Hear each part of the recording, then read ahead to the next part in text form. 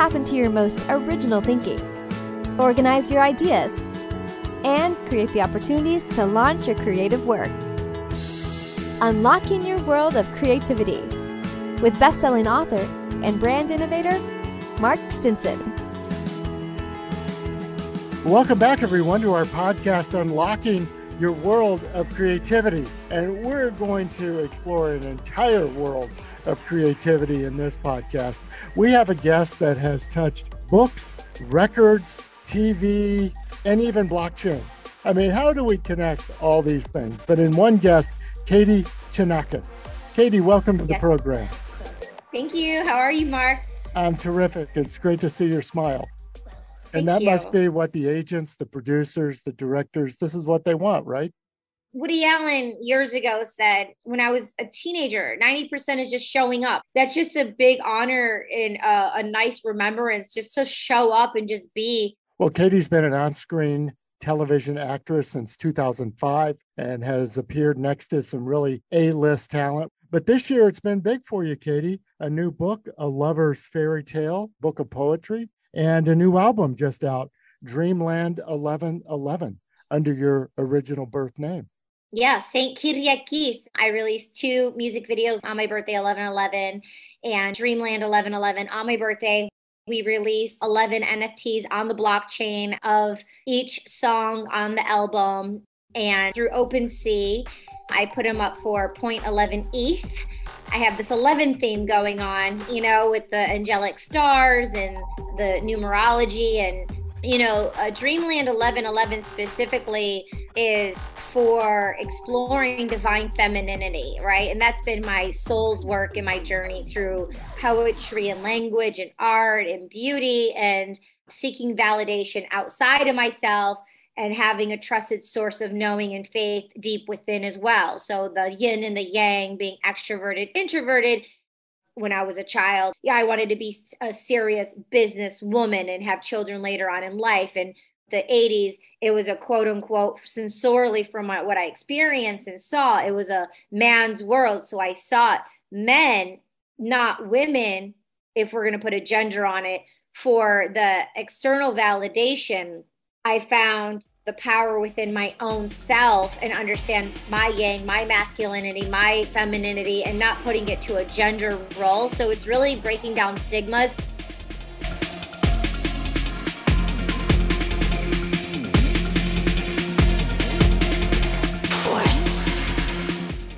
Being able to break down those gender roles and have compassion for another human being and saying it's okay to cry. It's okay to explore those emotions, and it's okay to be vulnerable and feel those feelings. This is how I'm showing up. This is how I'm feeling. And it's an ocean. It's going to come and go. And same thing for you. You're going to feel how you want to feel. Let's not hide those feelings. Let's connect with those feelings, and let's have empathy and kindness and compassion for one another, and let's move through those things together and rise and enjoy life and remember the reason why we're really here. And with that background, how do you describe the music on the new album?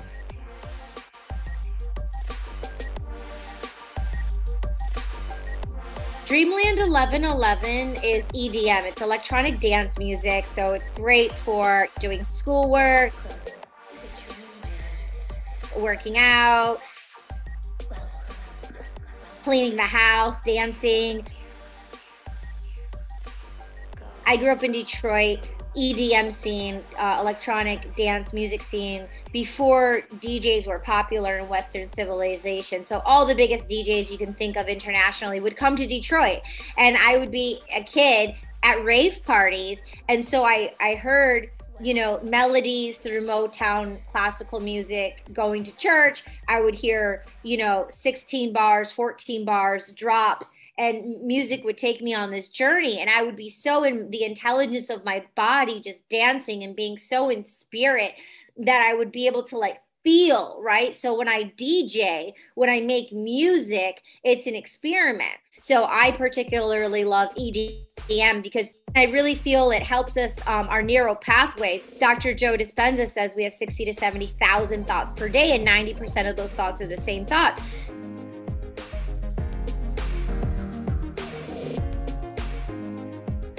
But when we meet someone or we hear something, read something new or poetry or music, and it's unexpected, it shapeshifts us into being inspired and getting out of our program, deprogramming, and creating space on the canvas for something new. Fantastic. And you've chosen a really creative distribution idea, these NFTs and through the blockchain and these crypto platforms. Tell us how you came to that idea. Sure. I've been involved in the space since 2018, actually. As a DJ, my friend, David Christopher Lee, he's amazing. He's a celebrity photographer. He was like, oh, Katie, like come DJ this party. And there would be parties downtown LA in the Hollywood Hills. And I would be the DJ DJing all these events. And one time there was like a crypto event. They were raising funds for the blockchain. There's all these different like funds for blockchains. And there were like 9 artists. And they had 7 pieces, and I'm a DJ and I was providing the music for the event. But then they're like, oh, you're an artist too? So cool, bring your artwork. And so I put 7 of my pieces up and people could actually buy them, right? With Ethereum. And so I became like an NFT artist and my head was spinning. I went on a whirlwind. I traveled across America. I went to Europe. I ended up going to the East Coast. And then the pandemic hit. And then during the pandemic, like Clubhouse became very popular. And I was in Clubhouse, like I was on the panel in Mark Cuban's NFT club, like on the panel for like 11 hours. And it was like going nonstop. And I became friends with all these NFT artists like Gabe Weiss and JR and Zen Vibe, all these like Orbs One, Carlos Luna James, all these cool NFT artists. And we're all like friends. I've had them on my podcast. She's all over the place. I was in Clubhouse and Blau, he's amazing. He revolutionized the music industry and he took an album from 3 years ago and put it on the blockchain and did an auction and it went for like 11.6 million and it like blew everyone through the roof. And I was like, oh my God, like I get it. Like I didn't get it. It was like over my head. I was already in it and I was like a part of the culture, but it was over my head. And then that's when I like got it. And I started like learning more, becoming friends with everyone, really getting involved in the space. And then I was releasing my poetry book and I'm like, oh, like I want to release my poetry book on the blockchain before my poetry book comes out so I could drop it. And so Zen Vibes, he's so cool. He helped me set up my MetaMask wallet and he like gave me money, which went to ETH. So I didn't have to wait like a couple weeks for the verification. And I instantly had the ETH so I could do my first gas fees through OpenSea. As artists, you don't do gas fees. The collector buys everything. But to rewind and take it back a bit, I became the first person to release a love poem on the blockchain that's coupled with the original Polaroid. That Polaroid discontinued in 2001 and I did the artwork with this international celebrity artist, my dear friend, he's amazing, Robert Sturman. And so it's super rare. And all the NFTs and the blockchain, and when you put things up, it's all about it being unoriginal and super rare. So I have a love poem from my first love poem on the blockchain, and that's the first one that I put up. It's really, quite a milestone. That's exciting. Really exciting. Yeah, definitely. Mm-hmm. Well, and it shows a whole different, I guess, trend towards you don't have to do it the same way every time. So as the listeners know, we've explored a lot of different creative genres. And so you don't have to do it the same way, but you're all actually talking about how to get the work out in a totally different way, not just creating it. Exactly. Yeah. But actually getting it out into the world completely in a new and different way. Oh, 1000%. Because a lot of times people are seeing, okay, what did Warren Buffett do? What did Bill Gates do? What did Madonna, Mariah Carey, Shakira, like whoever? You look at the basketball players, or you look at the greats, and you have a mold of like where they're from, you follow their journey, where they've been.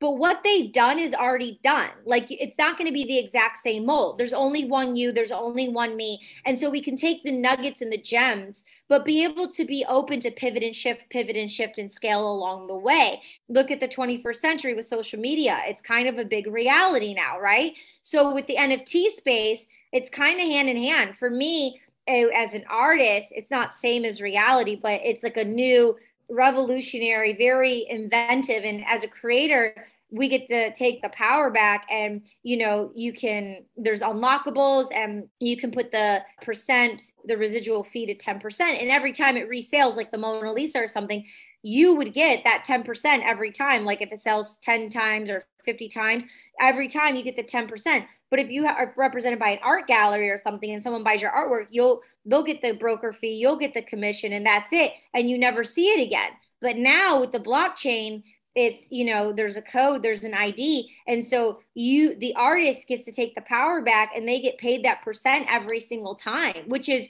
rightfully so. Mm-hmm. The recurring revenue. Well, you're describing something, Katie, that I wanted to pursue a little bit. And as you were talking about EDM music, as you were talking about Joe Dispenza and quantum physics, I mean, really this blend of creativity and technology and science and new media, new currency, the whole thing.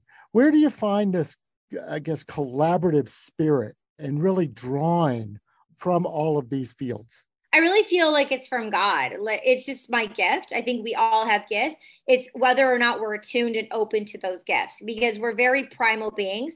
And I feel, we get domesticated. Miguel Ruiz, he has the 4 agreements, mastery of love. And he talks about how we're primal beings, which we are. So we're all like a blank canvas.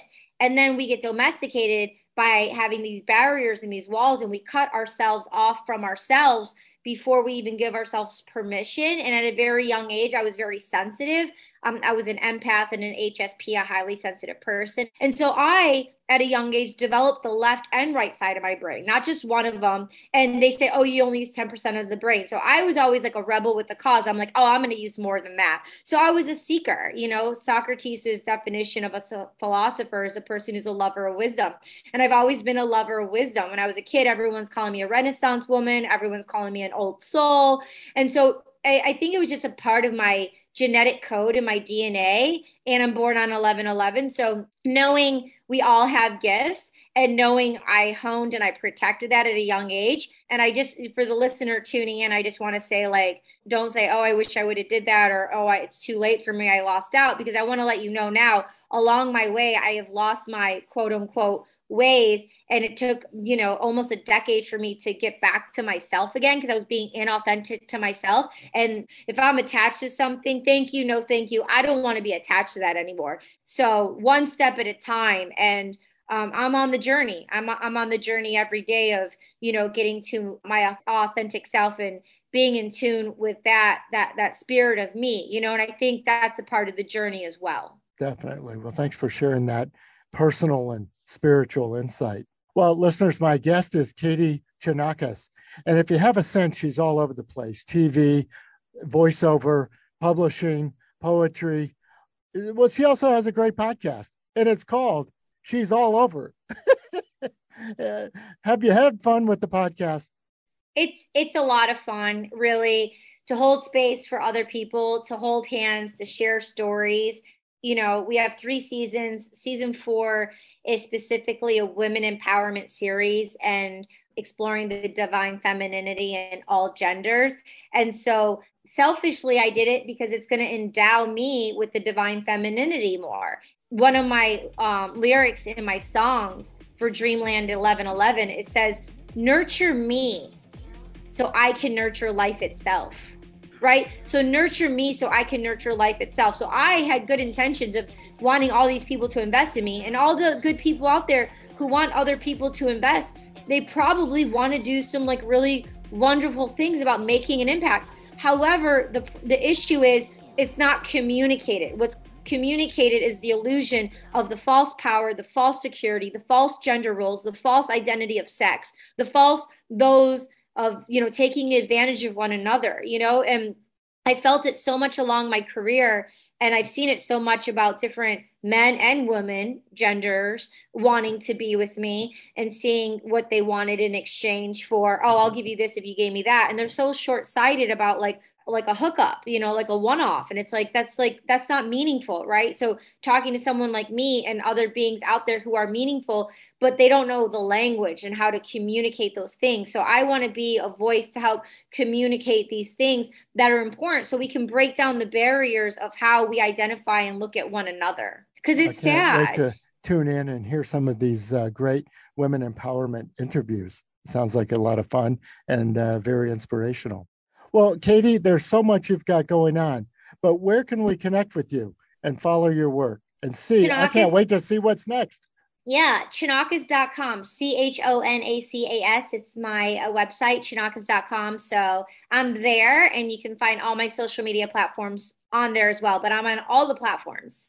Yeah. Well, we can't wait to connect with you and follow your work and see what's over the horizon. I know you've got a bright future, and as you said, you've got your health, you've got your talent, and there's so much more ahead. And I know you're going to blaze some new trails. Health is wealth, number one. There I appreciate your kind words. Thank you. Well, thanks for being on the show. We really appreciate it. Yeah, of course. Take good care. Thanks, yes. Mark. And listen, listeners, you got to come back again for our next episode. This energy that Katie's been exuding, we'd like to bring that from all the creative practitioners that we talk to, literally around the world.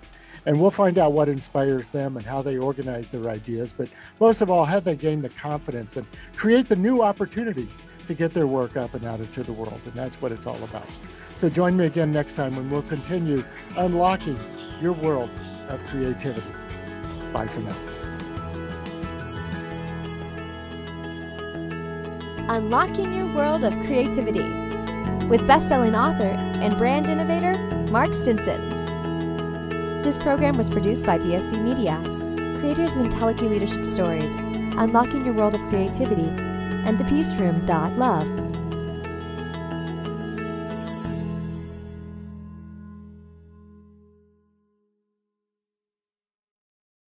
We've created a special offer just for listeners of the podcast. You can get the book, A World of Creativity, for a special price of $5.98 for paperback, and the Kindle version is only 99 cents. Go to mark-stinson.com to take advantage of this special offer.